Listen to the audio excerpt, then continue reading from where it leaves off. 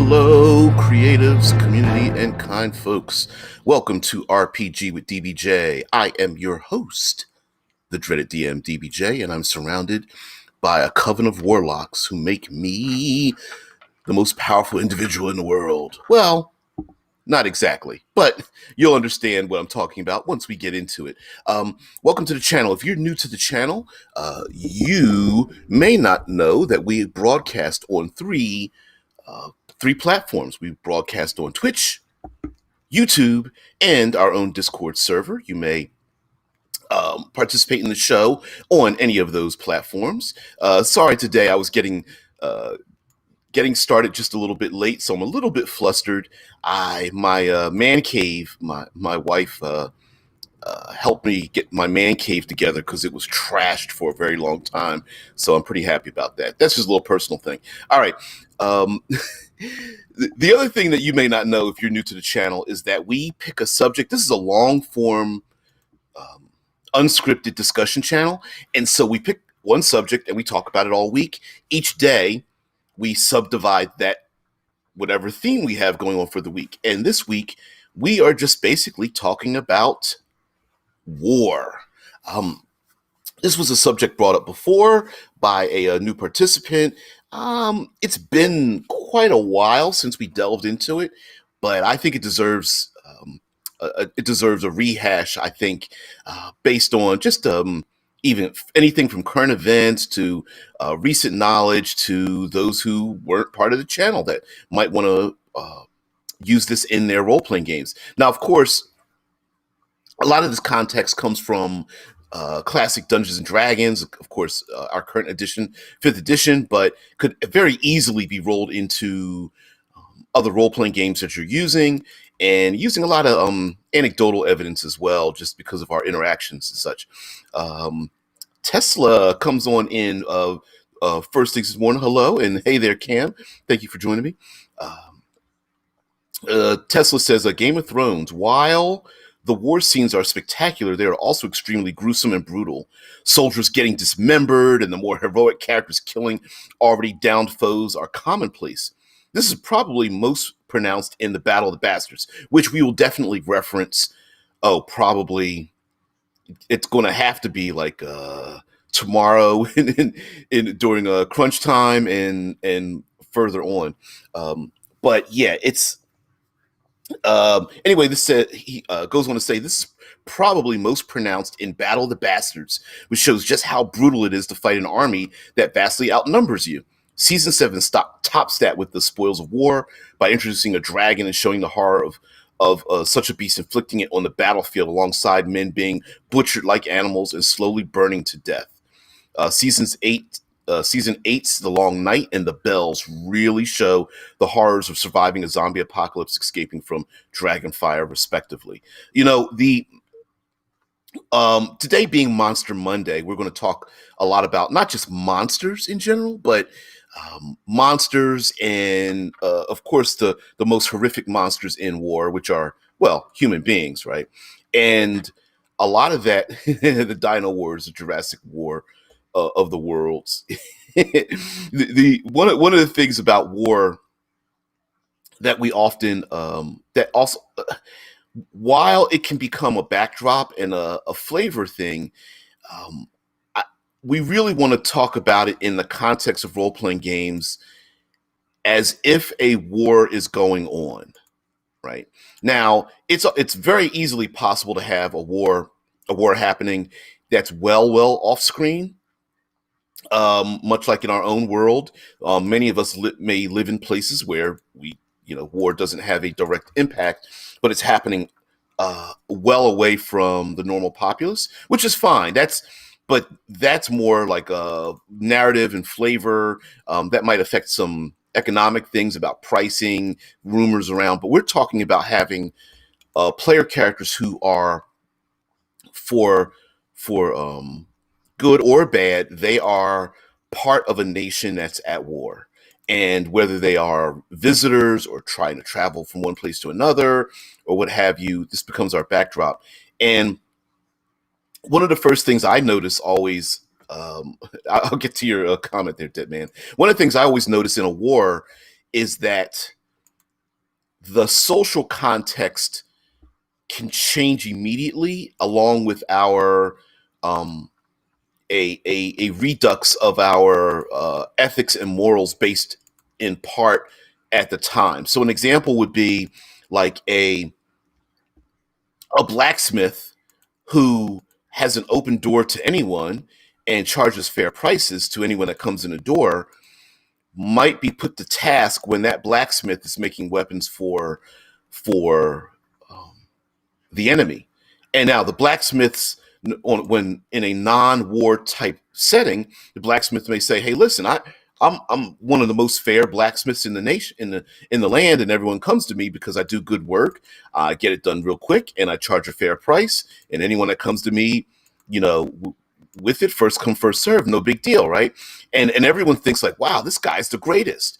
And then when war starts, this same individual could get pulled out in the street and beaten to death for having to make, it doesn't even have to be weapons, it could be nails or horseshoes or whatever for the enemy, when the blacksmith is like, "Look, I'm just leading my life.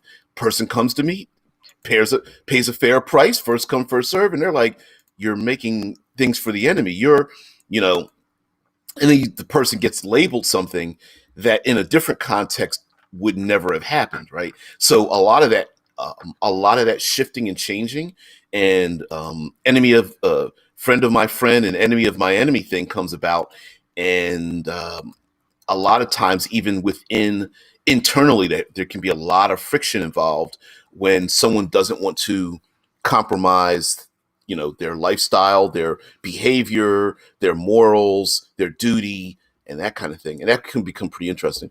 Cameron says that I'm on a Bronze Age kick, so I've been sleeping myself in ancient war. The spear was very important during that age of war. It's been important in many ages, but the spear and shield units were epic.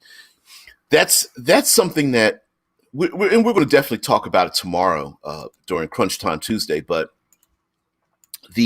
or may I say, maybe reskinned into TV and movie Tuesday, but whatever the case may be, the the personal weaponry and how it's described in Dungeons and Dragons doesn't really compare to it used in a massive scale, right? Like the spear and then the shield is like, it's the de facto, war winning weapon, right?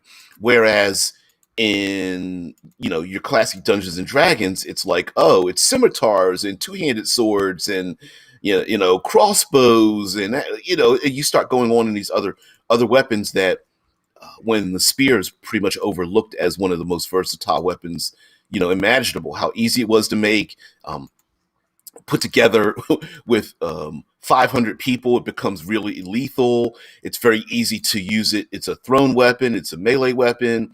It's I want to say like a pincer weapon, like a barrier weapon. That all that combined together, and it's like shield walls and phalanxes and all that kind of stuff. Yeah, I definitely agree. Now, when you start adding in the fantasy elements, like riding on dinosaurs, um, Dino Wars centers on Earth today, beset by dinosaurs that escaped into space to avoid the Ice Age, have now returned to claim the world as their own. um, Adding in the fantasy elements, a lot of times we tend to think of it in a vacuum, right? Like for example, we take the Game of Thrones element, and in Game of Thrones there were dragons, but that was it, right? They didn't have wizards on the other side, or the people didn't grow up with dragons in existence and create defensive measures that would account for it, even in the slight bit that they could, to account for dragons, because it was pretty much mythology. And even the written records of such things, the very people who wrote down those written records pretty much cast them aside. The rumors of dragons, and then of course having no anecdotal evidence of dealing with dragons. Most people were like, "Oh, we'll just use a crossbow," and maybe it worked, maybe it won't. So in even in the context of role-playing games, a lot of times in a world where you have these powerful magics and things of that nature, we as gamers ourselves make the mistake of going like, well, if my wizard had fireball, they would dominate in war. And you're like, yeah, but if people knew there were wizards with fireballs, they would deal with it in other ways, like bribery, assassination, um, theft, intimidation. Like they would use other methods to, in a war, combat those things. So here, being on Monster Monday, that's what I thought we would talk about. We would talk about like the some of the ins and outs of applying certain kinds of things like dinosaurs or dragons or monsters into war. Would they be consecrated or bred for war? Would they, if they have any kind of intelligence, why would they or would they not engage in the war that's being beset? Maybe even making strange bedfellows, right? Like evil hags making being interrogators or making concoctions to enhance the troops as they drink upon, gulp down their third nasty gulp of hag's milk that was milked out of the breasts of the local hag that lives out in the swamp or something like that. But to be in this war, gulp down that hag's milk, and all of a sudden, they become the trolls that we think of in our modern context, our Dungeons and Dragons context, right? So there might be things that would want to engage in war. Of course, we think of classic like the war between fiends and celestials as being part of a war, but that's taking it a little bit further into the thing where aspect of humanity pretty much like running for cover when it comes to that point. But there are lots of monsters and things, such as like anything used as a pet or a mount or like a labor animal could have a dramatic effect in war, such as we've seen mounted riders on the backs of impossibly tall and massive elephants. Same thing could be happening on the back of, I don't know, any kind of massive, gargantuan sized creatures or something like alligators or turtles or other kinds of monsters that are force multipliers. And we also, in many times, forget that for every soldier on a battlefield, there might be like 5 to 20 other non or semi non-combatants that help put that soldier into the battlefield.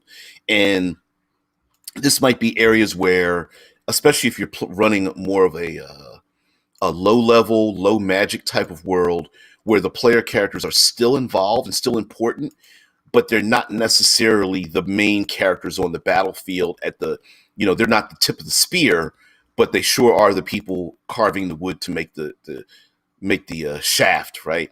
They may be the people who are sending messages. They're the spies. They are the scouts, the decoys, um, they're the ones protecting supply lines. They're the ones protecting important dignitaries. They're the ones who are doing the interrogations, along with being a spy and a scout is not just arriving, but understanding what the information means.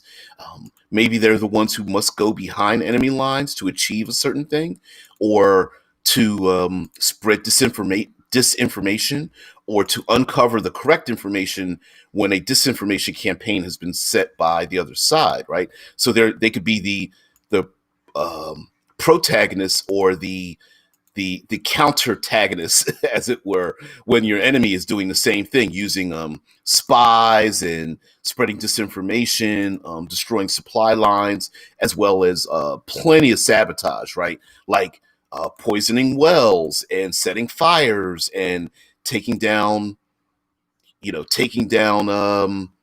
woodland areas, destroying cover or creating cover, things like that, digging moats and all that kind of business might be a thing that the player characters might be involved in, or um, countering as the enemy starts to do it. Cameron says, I put thought into running a full simulationist Pathfinder game. It would be brutal, but the addition of war would make it so much more harsh. A war-torn country provides a lot of obstacles and enemies. Yeah, and also remember, because you bring up the word simulationist, and while okay, a lot of times we as gamers love to think like, you know what, let's make things as realistic as possible and try to make that mechanically feasible. But I think what the problem is, if anyone has seen, say, something like, well, you know, Game of Thrones, or heck, even to a more modern context, Saving Private Ryan, the opening scene of storming Normandy, it's like all of those innocent people getting killed around the player characters would happen to player characters the more realistic you make a setting like that, right? Where the act of getting hit randomly by something and getting taken out, the act of having limbs torn from the body, or being blinded or deafened, or being gutted, being uh, no one fights in a war on equal footing. No one wants to willingly fight in a war on equal footing. You always want to have some kind of superiority in a fight. Period. You come with it's the reason why you always come with more numbers than you need, because you don't want there to be a chance you're going to lose. And so, having a PC surrounded by 20 enemies that are 5 times their skill level, and then being overrun by that, it seems a little bit unfair. But in war, that's what would happen. And so I think our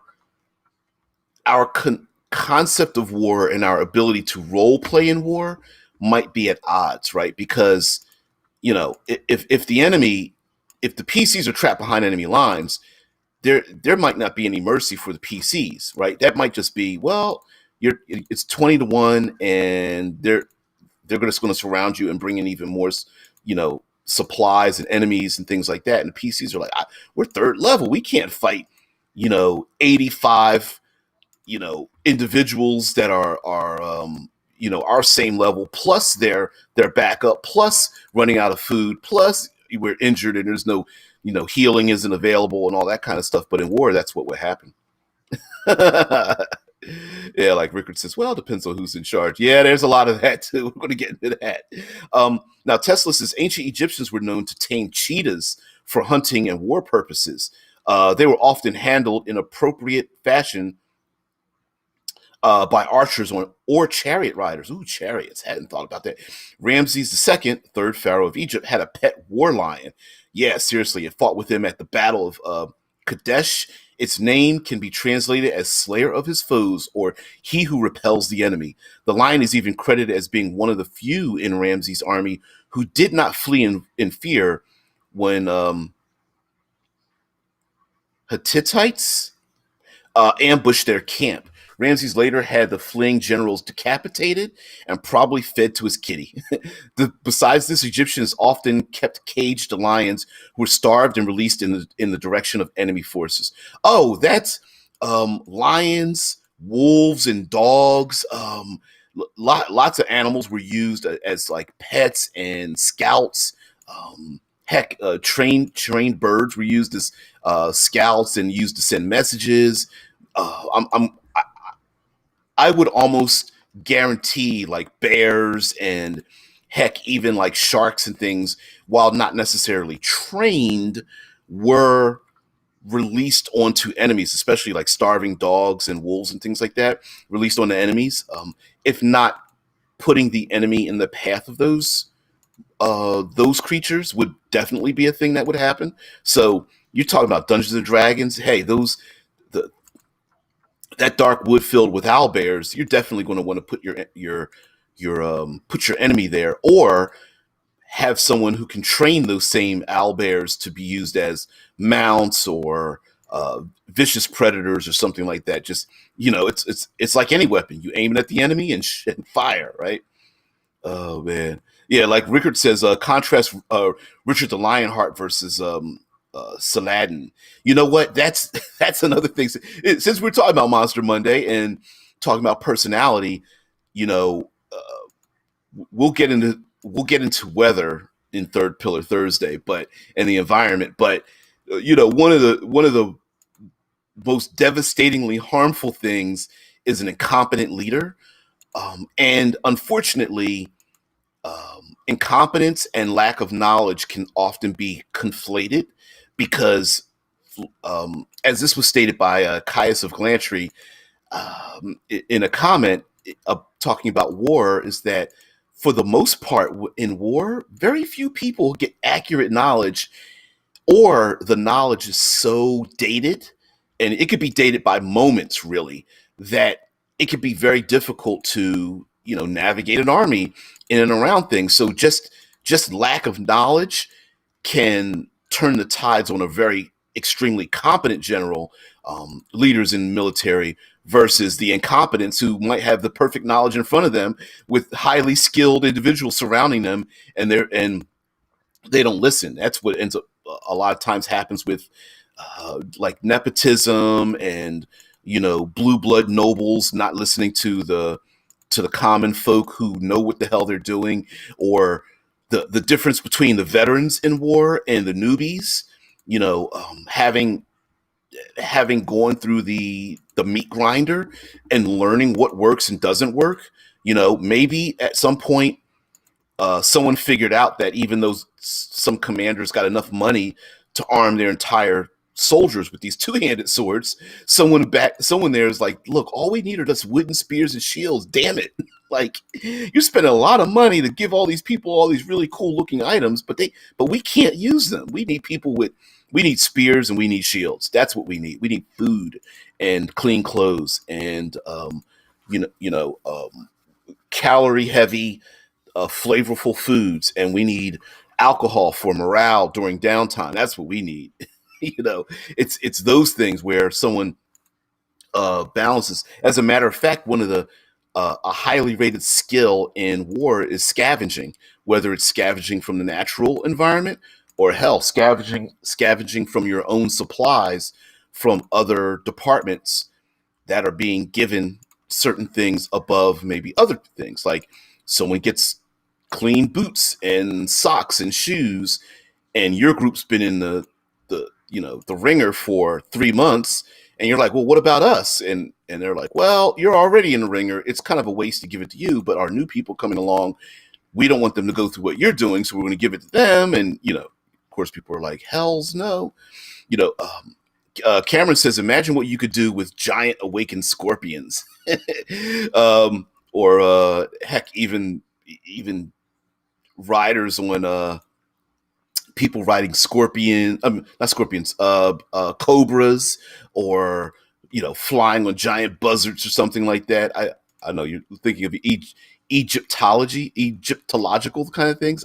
I like that kind of culture. I love diving into other cultures and things. Yeah, and leadership can also be a problem when it comes to loyalty. And remember what I brought up before about, in a non-war setting, people's loyalties and duties and the way they feel that their life should work might flip on its head when war happens.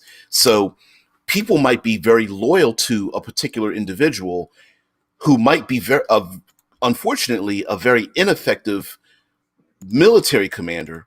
But on the other hand, people who are loyal to a very effective military commander might not be the best individual politically, right?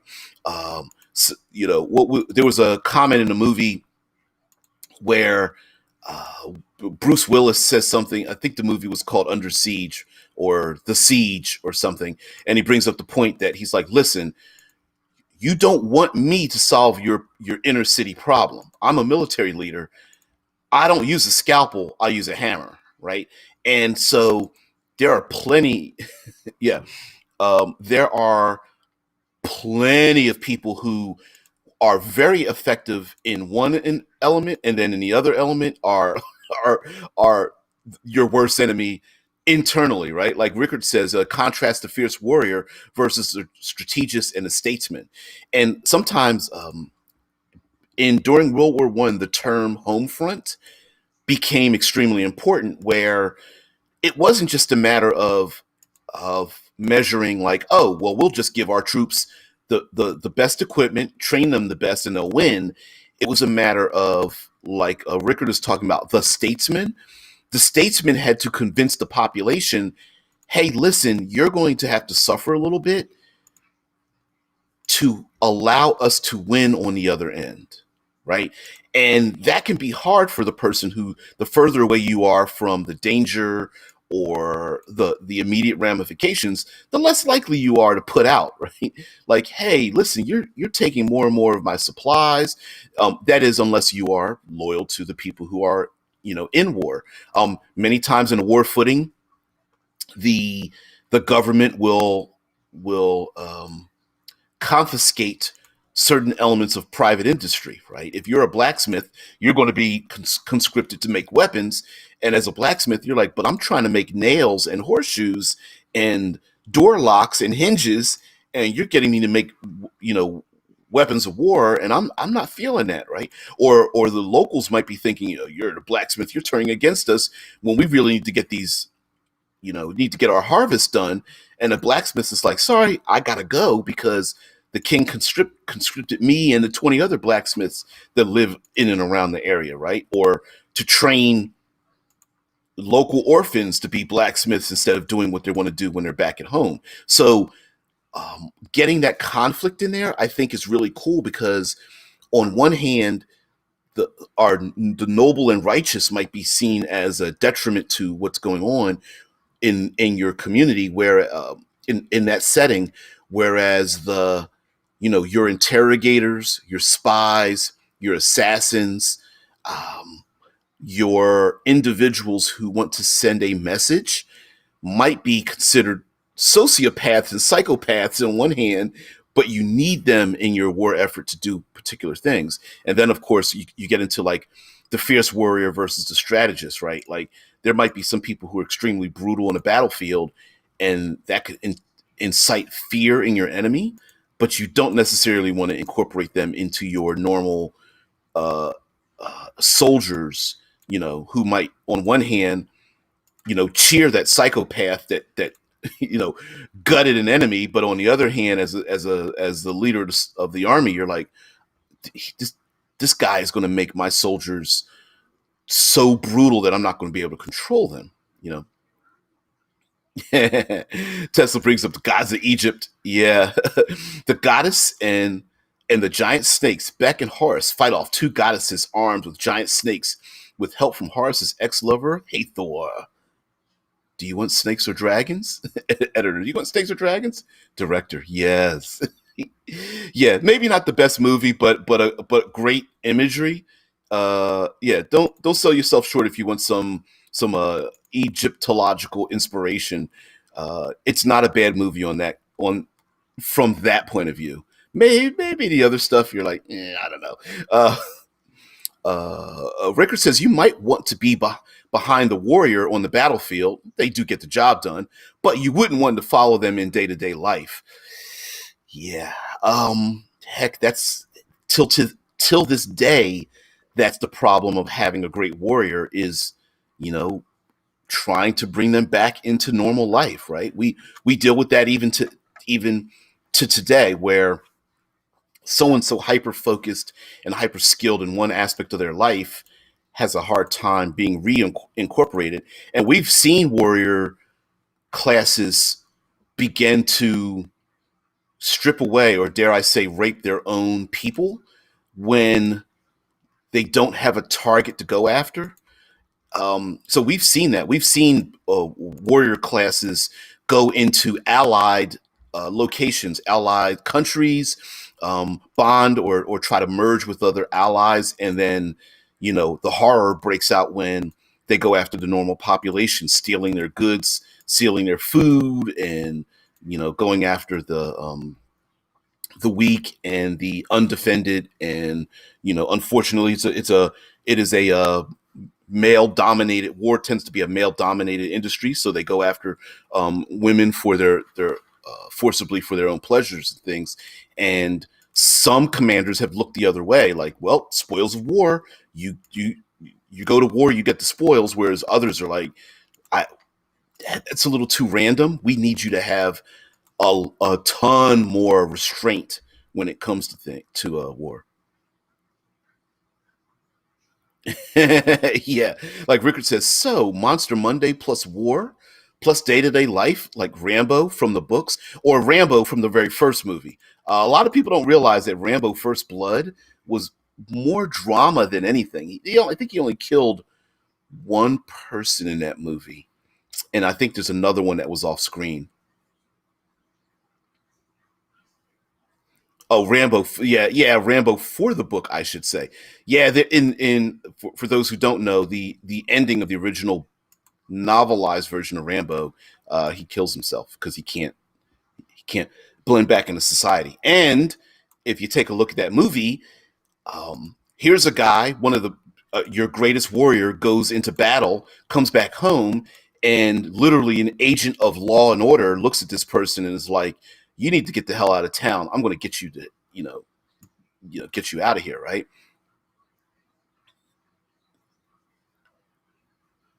So he was also way more a villain in the book. I didn't know that. I've never read the book, but I do know it was based on a very dramatic telling rather than a action movie. Although the Rambo First Blood was, while it had action in it, it was more of a drama, which is why people loved it so much. And then they 1985 it, and then it was just like, Cameron says war dogs are a godsend in many situations. Our own police use versions of war dogs. Yep.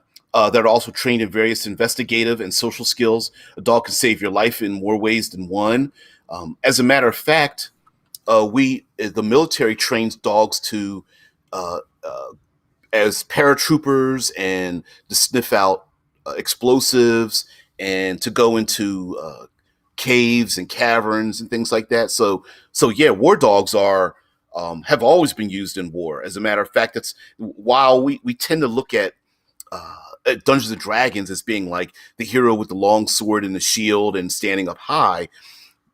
Many times in war, there were these specialized units that could turn the tides in many ways, like charioteers, people riding on war dogs. I mean, riding on, well, could be in Dungeons and Dragons riding on war dogs, but uh, but these war dog troops or sniper like archers or something, like a lot of these specialized troops that came about through necessity many times. The introduction of the sniper itself in war was is relatively new in many ways, far newer than we even think of, but has become a staple in war.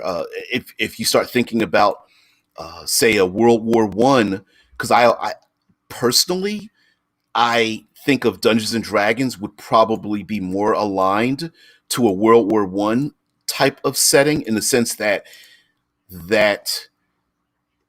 people like technology, and the advancement of technology. I think the population would have access to and use magics that would otherwise change the tide of traditional battle in a dramatic way, when it comes to like healing and protective magics and things like that. Cameron says whole armies of Roman soldiers have turned on Rome and their allies many times because various reasons, often including a commander with aspirations of riches and power. That's another thing too. We tend to disregard is I'm going to call it friendly fire, but I mean that in a holistic manner where you you're the grand noble just soldier for justice in war, and you make strange bedfellows, and those strange bedfellows are like, I'm going to use war to get my ass a higher position, right? And just by accident, I happen to miss a message to reinforce an ally, or my troops deserve the spoils of war and you don't give them to me. So what am I going to do with my troops? I'm going to take that land. I'm going to take your food. I'm going to take your belongings. And guess what? There's nothing you can do to me because my people are the head of the spear, right? And my people at the head of the spear get what we want. And so there's a lot of backstabbing and accidental deaths, air quotes, where people are on the battlefield and either someone doesn't lend a hand, or they're left out in the cold, or or basically they're brutally backstabbed and left there to die. And everyone looks around. Commander says, "This person died on the battlefield as a hero, right?" And everyone's like, "Yep." And they go, "Great, because I'm going to go back to when I go back home, I'm going to have a new position." As a matter of fact, even till today, military service is a it's it still is a check mark when it comes to political service, right? That your political leaders have some form or are recognized as being better than because of their military service. Now, those who have had military service might beg to differ that, like, just because you served in war doesn't make you a very good just because you're what Rickard said, just because you're a fierce warrior or even an excellent strategist doesn't make you a statesman. Some rise to the challenge. Others, you just look at them like, oh my God, this person's going to be the worst when we get back home. And um, much like a military commander who gives an order and expects it to be carried out, a statesman can't exactly do that. You have to ask people to do things in a particular manner to get people to do what you want. And wow, man. Thanks, man. Thanks, Darius. Yes, hello. First time, been awake for the stream in a while. Thanks, man. Yeah, it's an identifier. Let everybody know it's Monster Monday, and of course, like Deadman brings up the Dino Wars. Of course, I'm sure that might have had a little bit to do with it. But yeah, there's so many things I think when it comes to a war that we can incorporate that normally we wouldn't in like classic fantasy setting or even role playing games um, that normally wouldn't come about. Like an example would be since we're talking about dinosaurs, right? In a normal setting, maybe the players go to some kind of jungle like primordial, prehistory world, and there's like a lot of random dinosaurs. Whereas in a war, you may find them being trained and raised from birth and people riding on them. So you'll have more of an industry. Maybe you could have more of an industry when it comes to your fantasy monsters rather than meeting the classic random encounter might be a random encounter because they're being used in a case of war, not just because they're randomly walking around. So when the players come across those owlbears out in the woods, they might have a harness on them with a sigil on their chest harness that shows that they belong to, the local noble family or something like that are being used as scouts or being used as mounts or something like that. And the players come across, if they meet the owlbears, watch out for the trainers that are with them because they are, they're out there, using guerrilla war and stuff like that. Which this is another thing too. We tend to forget about um, asymmetrical warfare, guerrilla wars, and wars at home, and things of that nature, where a properly placed doppelganger might be just as effective as sending out 5,000 soldiers when it comes to their effectiveness, right? A well-placed doppelganger could throw a lot of chaos when it comes to giving orders to troops that are counter to what they need to do, finding secret information, and heck, a lower level trained illusionist can come across with faking documents and wiping out specific pieces of information on a map that commanders are looking at, or duplicating someone's voice and yelling out something, or heck, just stealing banners even, and using some kind, learning how different types of armies communicate with each other, even through secret messages or um, the sounds of horns and trumpets and drums and the raising of flags and banners and things like that could have a huge effect when a commander is like, I'm not telling them to retreat, and you see a bunch of banners being held aloft that look like retreat banners, then come to find out that someone paid those people to do it or intimidated them to do it or something like that. So yeah, a lot of monsters might be, you know, the local vampire lord might be, take over the local crime syndicate and no one cares because there are more important things to do, or um, a military commander is just besieged and is like, how am I going to win this war? And the vampire is like, I could embrace your troops, give them the power that you want. And they're like, in another day and time, I'd put a stake right through your heart, you a-hole. But yeah, we're going to need you now, right? Yep, the Rickard brings up the trope of the general, admiral, etc., who refuses to acknowledge a peace treaty. Yeah, the people who, in real life, we've seen people who never knew that there was an end to a war. There, even till today, there are people who refuse to acknowledge, like, not just the generals and admirals, but well, let's go further into that, right?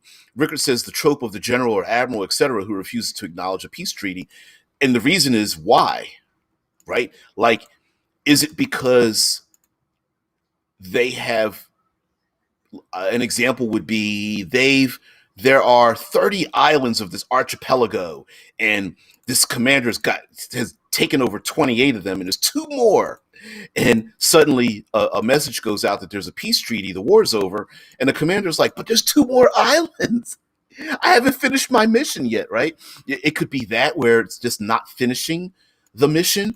It could be an act of pride, meaning like, I'm going to do this for my men, otherwise all those people died for no reason.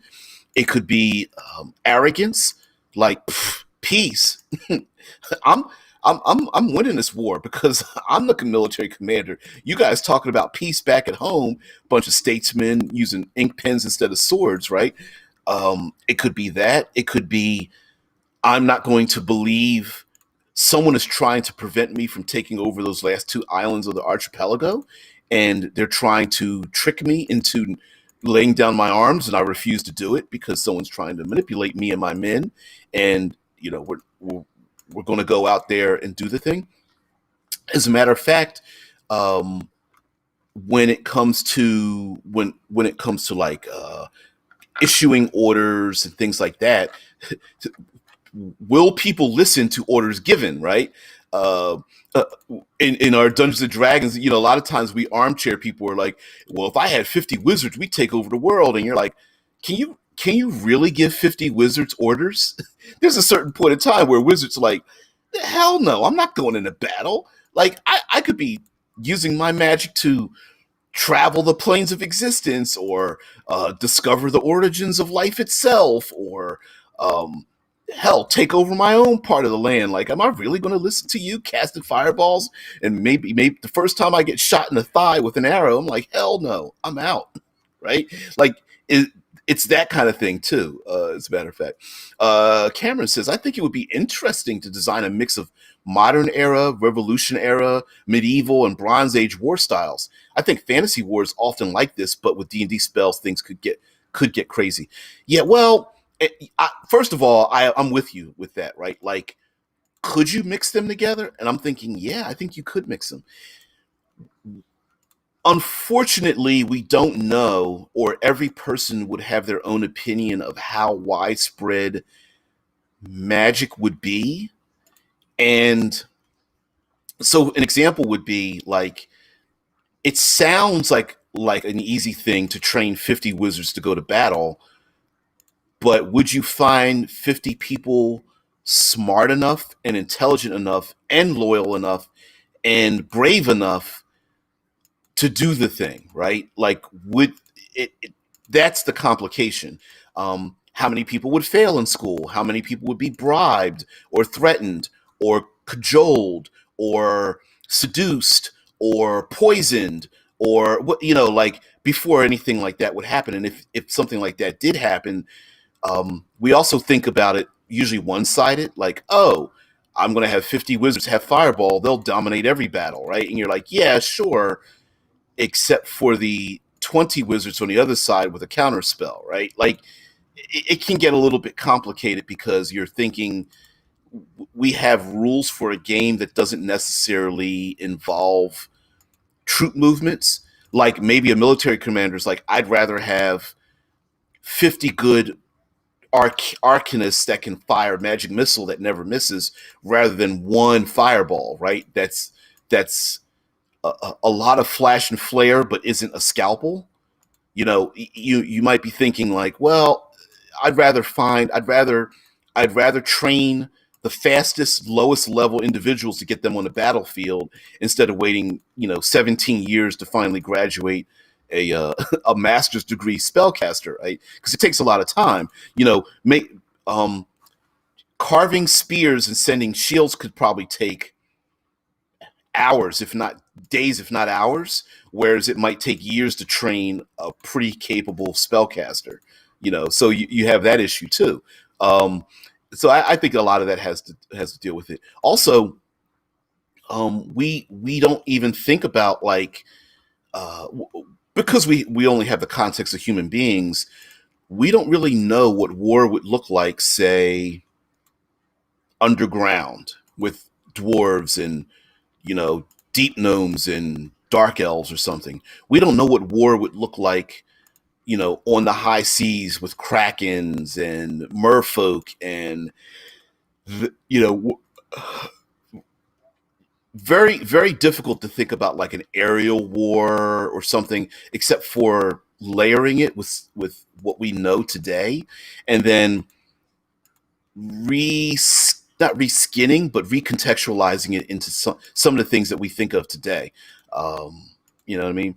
Laws of Gods and Men says, I feel like they would like the Eberron setting a lot. It's a cool setting to have a lot of post-war warriors and for discussion of war and strategies. Eberron, well, first of all, not just Eberron, but how many of us have had like or designed or played in settings where there was a great war that happened in the past?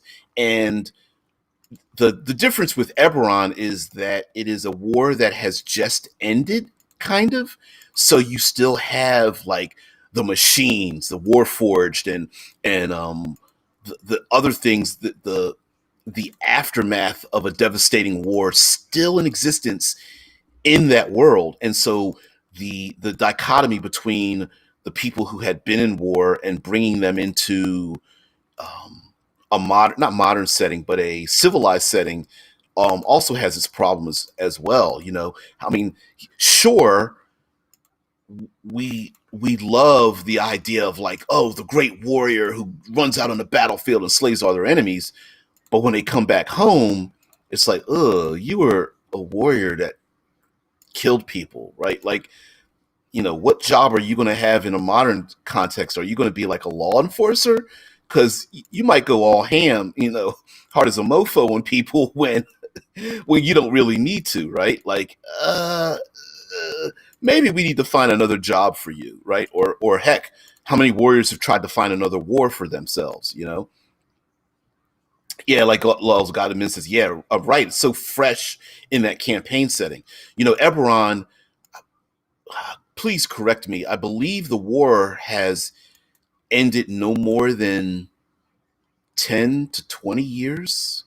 I think that's where they are suggesting that people begin the campaign. So it's old enough that people started to settle down, but young enough, fresh enough that people still remember. They still have that same animosity. I mean, today there are generations of people who, on one hand, their parents still remember that animosity between their enemies, but the kids being born don't remember that at all. I remember there was it was very corny, but there was a Captain America movie back in the mid 70s or early 80s where Captain America was thrown back because in the United States people were driving around Volkswagens, right? And the current population was just like, what's the big deal? And Cap is like, I just woke up from a from having where my friends and my local friendly soldiers were fighting those same people, and now I wake up 5 minutes later to find out that we're like all lovey dovey like that. It's hard to reconcile that sometimes. So there might be like that's the classic thing with the orc hordes, right? Where the elves and the humans have been at war with the orcs, but the next generation wakes up and they're like, no, we're allies. We're pretty good together, and having those kind of like social conflicts happening as it's going on. Laws says, I believe it's suggested to be 10 years post-war. They're in a standoff over one area that was essentially ripped from the face of the planet. So the rest of Eberron, the war has ended, but for those in that area, it still feels like the war's going on. Yeah, there's some kind of desolation or devastation area, which is something else I think that we can really use for our own settings, but can be something that might be a leftover from war. Like, who's to say that chimera and owl bears and things like that aren't the remnants of what happened during war rather than being in existence before the war, right? So let's say some mutagenic power was released, because if I'm not mistaken, much like the dropping of atomic bombs, this devastating event happened in Eberron that pretty much called for the end of the war. Something like that may happen 1990. Was it that soon? Ugh. Oh, thanks, dead man. Oh man.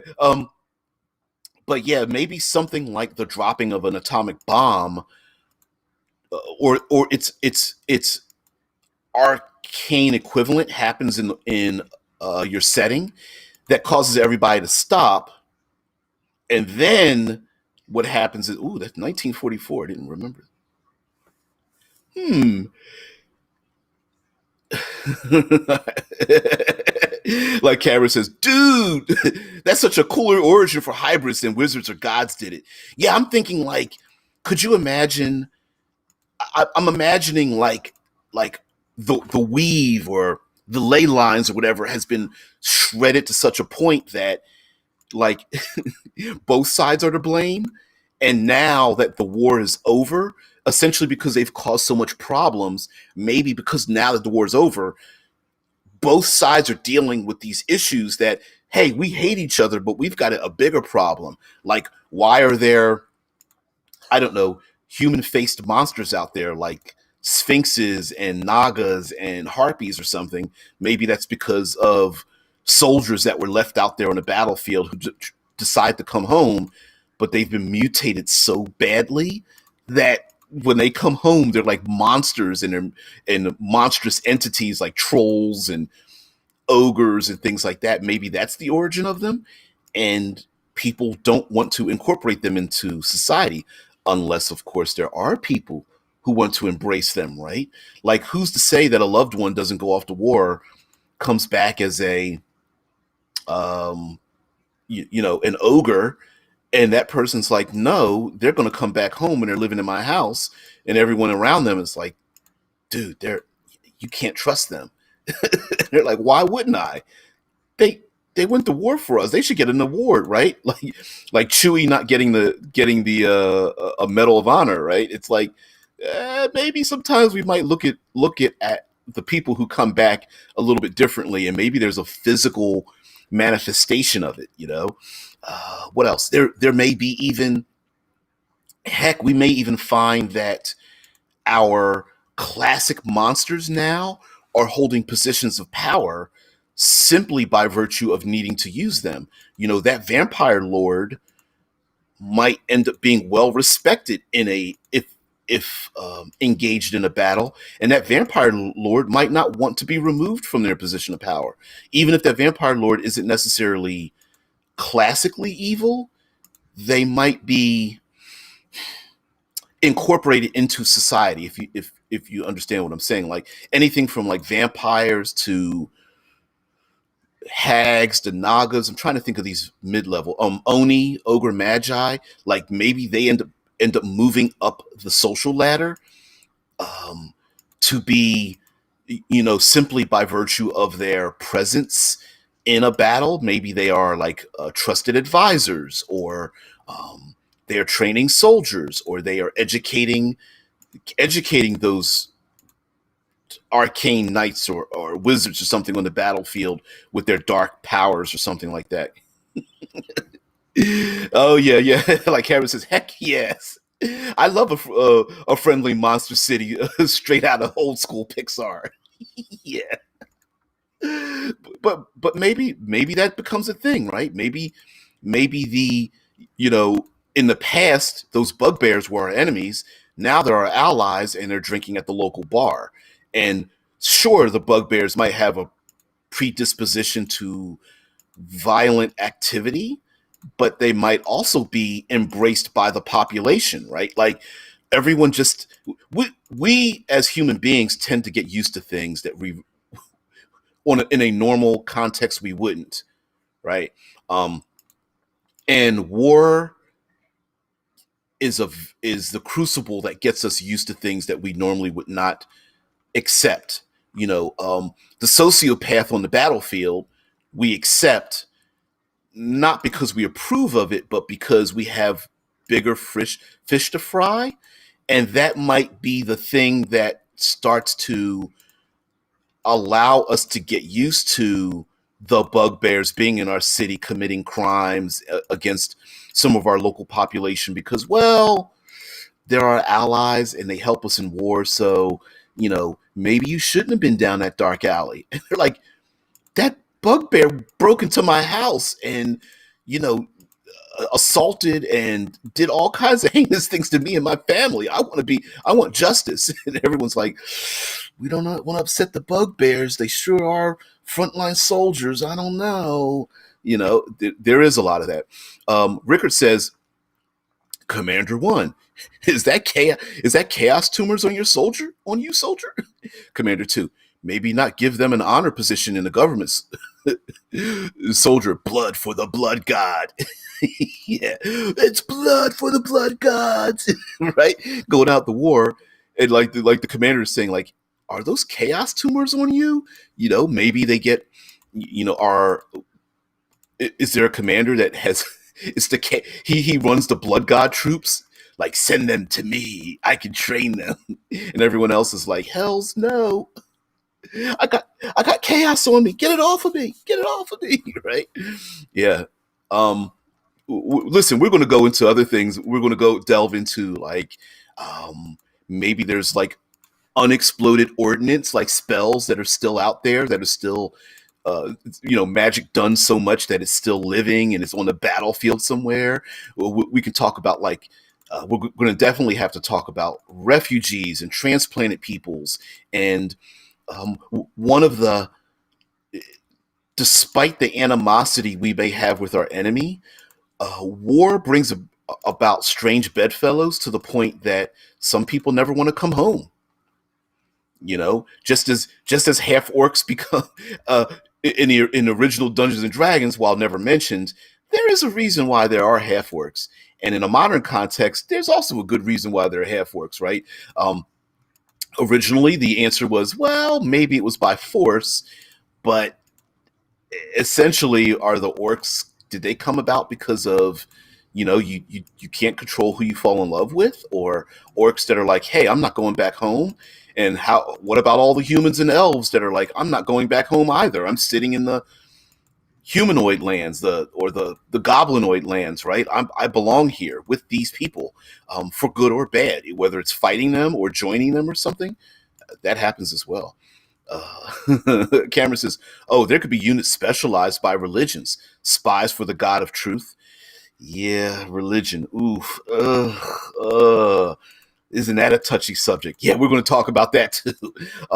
But by the way, guys, we come to the very end. I normally try to get into Discord a little bit earlier, um, but I was a little tired. The wife and I cleaned up my man cave, and it's looking really good. I took some pictures and stuff like that. But anyway, guys, thank you very much. I am RP. This is RPG with DBJ. I am DBJ, your writer for Critical Hit Publishing and all-around talker, that kind of stuff. Talking head. So, guys, thank you very much for participating. Please like, share, subscribe, comment below, all that kind of news. Spread the word. We are going to be talking about war later on this week. Guys, thank you very much. And by the way, thank you very much for